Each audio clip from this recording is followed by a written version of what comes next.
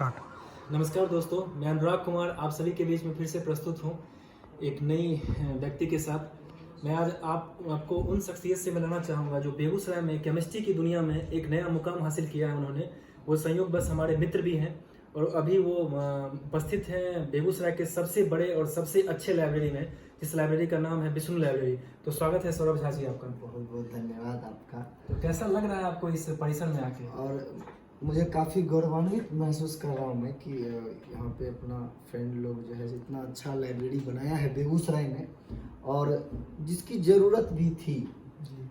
Actually वर्तमान समय में सेल्फ स्टडी जो होता है वो सबसे बड़ा प्लस पॉइंट है किसी भी एग्ज़ाम को क्रैक करने का, चाहे वो 11th का हो, 12 हो, चाहे SSC हो, रेलवे हो।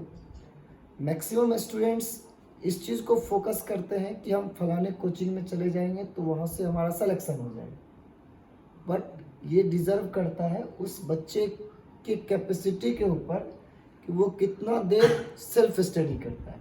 जी बिल्कुल सही।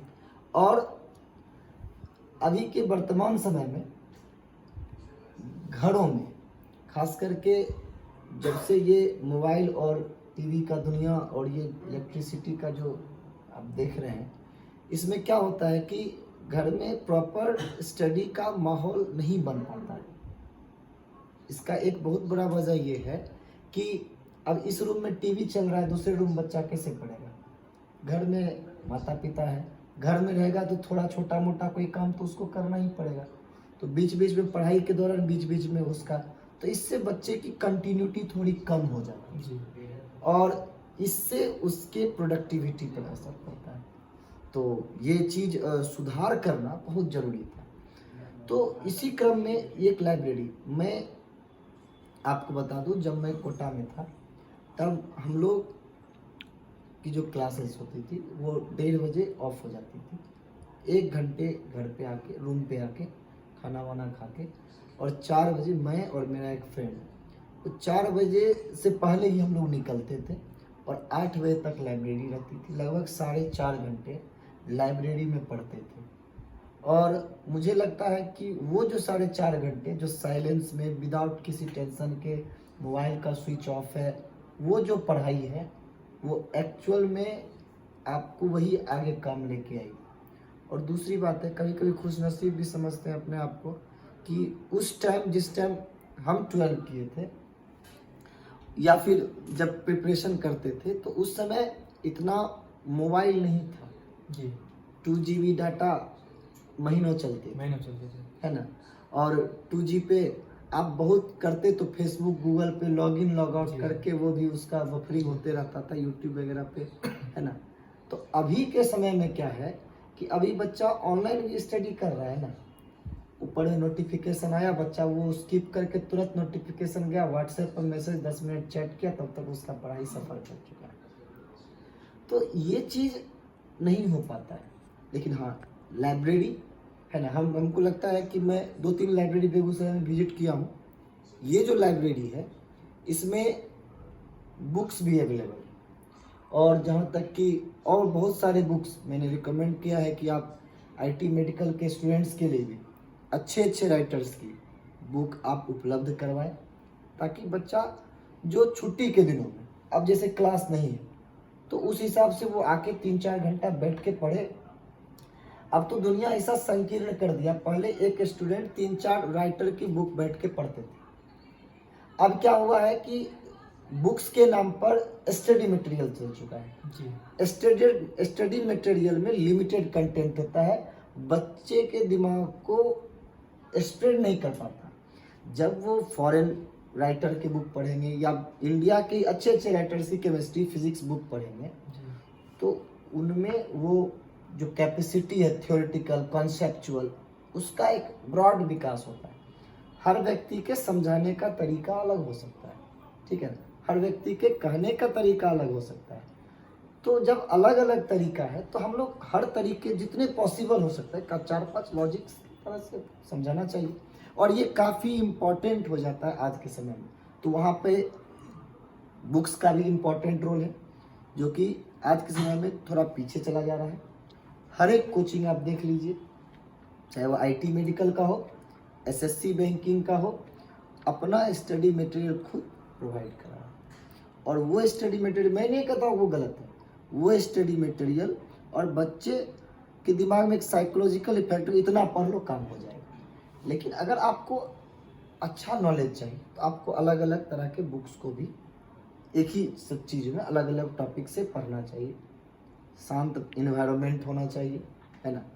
उसके बाद आप ऐसे जगह बैठे जहाँ पर 4 घंटा बैठ के पढ़े भी तो आपको ये ना असर हो कि हम कोई बहुत वर्क कर रहे हैं, बगल से गाड़ी की आवाज़ नहीं आ रही है, बगल से गाने का आवाज़ नहीं आ रहा है ना, कोई फ़ोन नहीं आ रहा है, तो साइलेंटली पढ़े।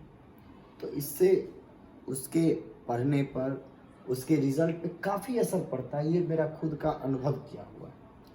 तो आप ये बताएं कि इस लाइब्रेरी में आकर आपको जो आपने जो अन्यत्र लाइब्रेरी में जाके भ्रमण किया है, तो इस लाइब्रेरी की खास विशेषता क्या लगी आपको?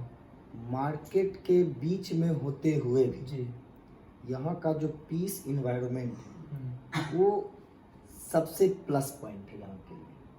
और स्टडी के लिए इन्वायरमेंट पीस होना ज़्यादा जरूरी है। आपको याद होगा, अब तो खैर ये सब ट्रेडिशन से धीरे धीरे निकलता जा रहा है। पहले के जो गार्जियन थे, पिताजी दादाजी, बच्चों को रिकमेंड करते थे कि सुबह में ब्रह्म मुहूर्त में उठ के पढ़ना। जी, उसका बेसिक रीज़न क्या है? उसका बेसिक रीज़न ये है कि उस समय एनवायरनमेंट एकदम शांत रहता है। रात की अपेक्षा भी उस समय जो 5 बजे से लेकर यानी सूर्योदय के ठीक पहले का समय होता है, हाँ 4 से 6 का समय होता है, उस समय में नेचर अपने आप को रिफ्रेश करती है और उस समय लोगों में एक ताजगी भरी होती है। तो उस समय लोग शांत माहौल में 2 घंटा पढ़ लेते थे ना, तो उसका अलग एक इम्पैक्ट होता था। अब वर्तमान समय में ये चीज़ें लगभग उठ चुकी है, ठीक है।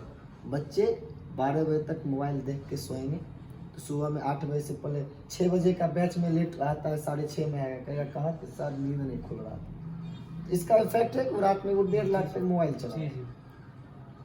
तो स्टडी तो करना बहुत इम्पोर्टेंट है यहाँ के। एज अ टीचर मैं बता रहा हूँ, एज अ टीचर है ना, जब तक कोई भी टॉपिक है, कोई भी चैप्टर है, जब हम लोग शुरू करते हैं, स्टार्ट करते हैं, है ना, भले हम अब 5वां साल है मेरा यहाँ बेगूसराय में, एक टॉपिक को हमने लगभग एक दिन में अगर एक क्लास का 5 बैच है तो 5 बार पढ़ाएं, ठीक है ना। लेकिन फिर भी जब तक वो एक बार स्टडी उसको नहीं करेंगे, प्रॉपर टच में नहीं रखेंगे, तो फिर जब एकाएक कहा जाएगा पढ़ने के लिए, थोड़ा लगता है कि फ्लुएंस नहीं आ पाता है, एक अंदर से बैकअप जो होना चाहिए वो थोड़ा लगता है। तो सेल्फ स्टडी तो जरूरी है, चाहे आप कोई भी प्रिपरेशन करें।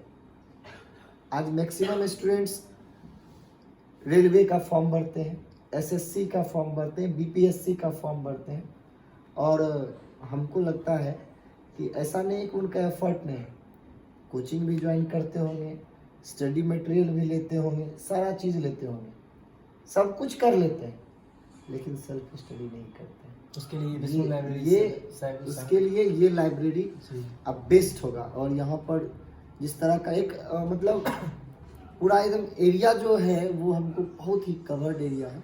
एक बार अगर आप घुमा के भी क्रॉस घुमा के लास्ट में आप दिखा सकते हैं, काफ़ी हमको अब बेहतर एनवायरनमेंट लग रहा है, पीसफुल माहौल है ना, और बहुत ही शानदार। क्या बताएं, अभी काफ़ी मेहनत इस पर किया गया है। और बेगूसराय के बच्चों के लिए जो कॉम्पिटिटिव एग्ज़ाम्स की तैयारी करना चाहते हैं या पढ़ना भी चाहते हैं, तो उनके लिए काफ़ी अच्छा माहौल है।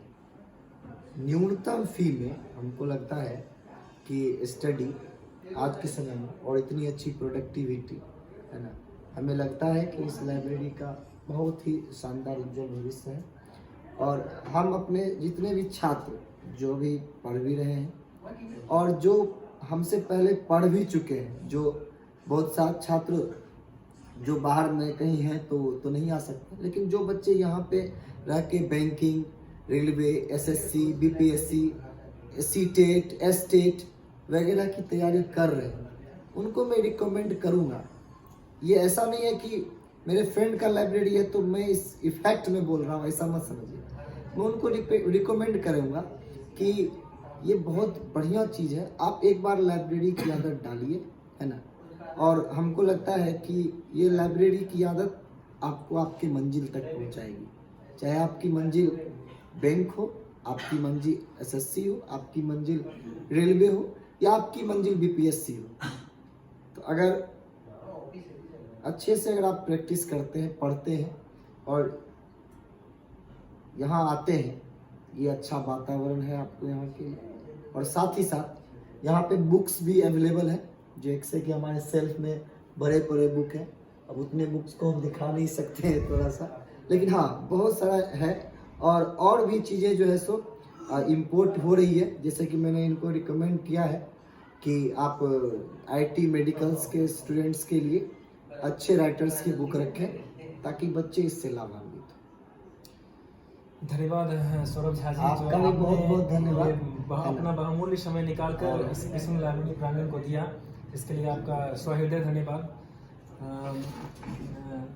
मित्रों, ये हमारे साथ थे बेगूसराय के प्रख्यात शिक्षक सौरभ झा जी, जो कि केमिस्ट्री के क्षेत्र में एक नया मुकाम हासिल इन्होंने किया है।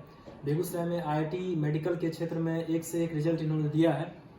तो आज ये हमारे बीच आए थे, उन्होंने विष्णु लाइब्रेरी प्रांगण का निरीक्षण किया और निरीक्षण करने के बाद इन्हें जो भी अच्छा लगा ये आप सभी से इन्होंने शेयर किया, तो इसके लिए इनका धन्यवाद। और अगली कड़ी में मैं आपको फिर बेगूसराय के एक नए शख्सियत के साथ मिलवाना चाहूँगा। तब तक के लिए आप लोग स्वस्थ रहें, खुश रहें, मस्त रहें। अनुराग कुमार, युवा कवि, NSS स्वयंसेवक, जीडी कॉलेज, बेगूसराय।